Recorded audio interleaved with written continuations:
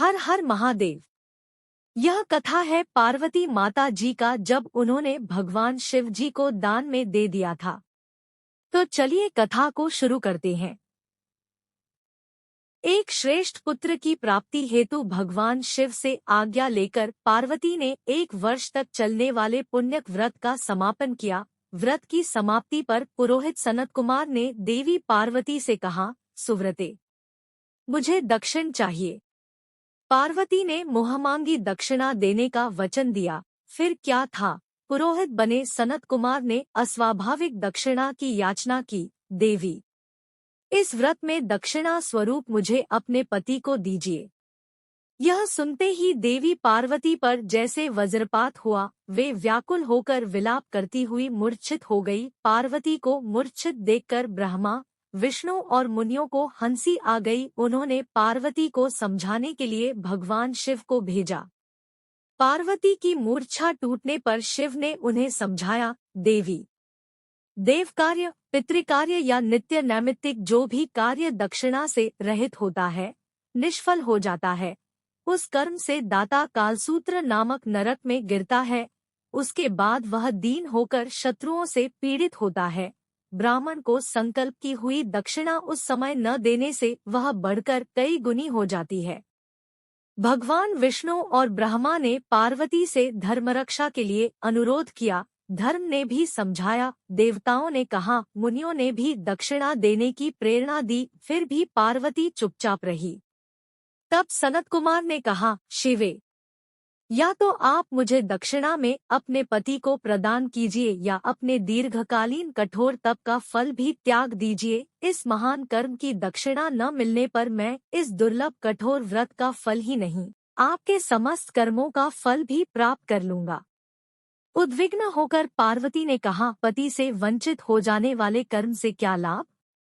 दक्षिणा देने तथा धर्म और पुत्र की प्राप्ति से मेरा क्या हित होगा? पृथ्वी देवी की उपेक्षा कर वृक्ष की पूजा करने से क्या प्राप्त हो सकेगा? साध्वी स्त्रियों के लिए पति 100 पुत्रों के समान होता है। ऐसी स्थिति में यदि व्रत में अपने पति की ही दक्षिणा दे दी जाए तो पुत्र से क्या लाभ? यह सत्य है कि पुत्र पति का ही अंश होता है, लेकिन उसका एकमात्र मूल तो पति ही होता है। मूल धन के नष्ट होने पर समस्त व्यापार ही विनष्ट हो जाता है।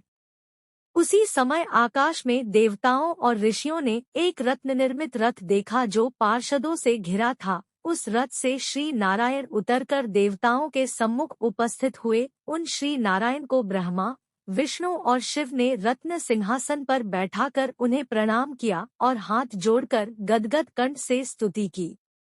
वहां का सारा वृत्तांत जानकर श्री नारायण ने कहा, शिवप्रिया पार्वती का यह व्रत लोक शिक्षा के लिए है, अपने लिए नहीं, क्योंकि ये तो स्वयं समस्त व्रतों एवं तपस्याओं का फल प्रदान करने वाली है।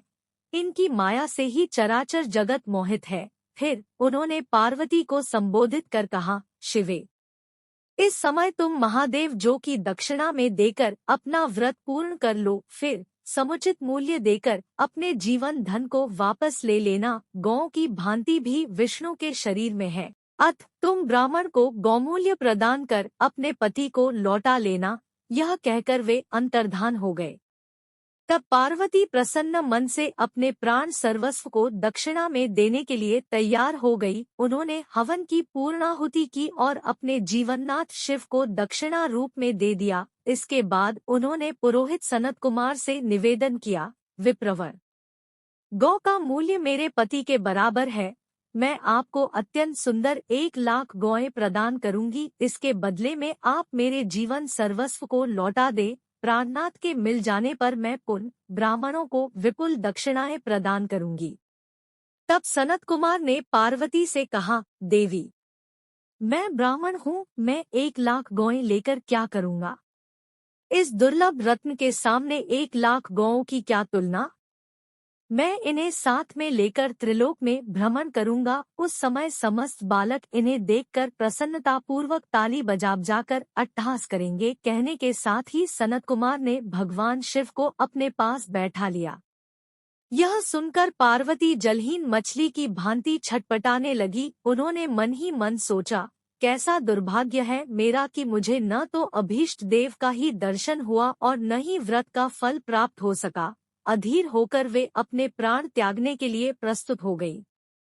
अकस्मात उसी समय आकाश में तेज समूह प्रकट हुआ। उस तेज समूह को देखकर पार्वती ने उससे अपने ऊपर दया करने को कहा और उस महे तेजोराशि के मध्य विश्वमोहन श्री कृष्ण स्वरूप का दर्शन किया। तैसे भुवन मोहन अनूप रूप को देखकर भगवती पार्वती उसी के सदृश पुत्र की कामना करने लगी और उसी क्षण उन्हें वह वर भी प्राप्त हो गया। तदनंतर वह तेज वहीं तिरोहत हो गया।